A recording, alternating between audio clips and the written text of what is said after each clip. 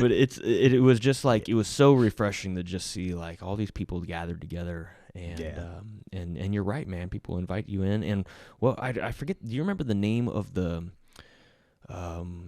rooms? So like, it's not Airbnb. Casa Particulares. That's it, man. Yeah, and they had all those cool old cars were taxi particulars. Ah, okay. So you could get a government-funded taxi, which were the yellow taxis, and they were a lot more expensive. Or you could get a 1962 Cadillac or a Coupe de Ville. Yeah. I remember actually being in a Ford Fairlane that we took from Havana to Valle de Vinales. Yeah. And the dude charged us $25 for 120 miles one way.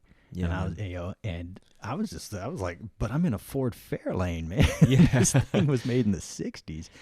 I feel like I was do you remember that caddy we were in going to the beach and Oh yeah. that had all the yeah. the diesel smoke in the back seat? I thought we were gonna die. I was like, but yeah, I mean, they just had the coolest cars there, man. I've got like hundreds of pictures of these old model, these Ford Model Ts and stuff like that. So, dude, my favorite one was, I think because there was a point where you and Chris broke off to do something at the end of the trip. Yeah, it was like the last day, and I don't remember how it all panned out, but it's like ended up to where Brendan and I are going to the airport together, and then you and Chris went together. Yeah, I think you had already left, or different flight times or something. But yeah. Brendan and I are leaving, and the dude that owns the Casa Particulares we were staying owned a '55 Bel Air, and this thing is in mint condition, bro. Like, it is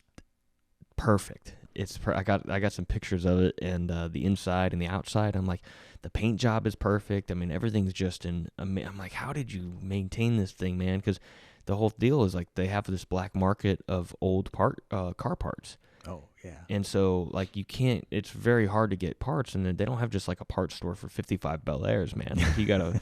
But I think the importing of them, they have to smuggle them in or something like that. And so it's like, everyone knows that it's done, but it's just like, whatever, you know. Yeah. It's like people smoking weed now in the States, like, whatever. Like, everybody knows you're doing it somewhere. Yeah.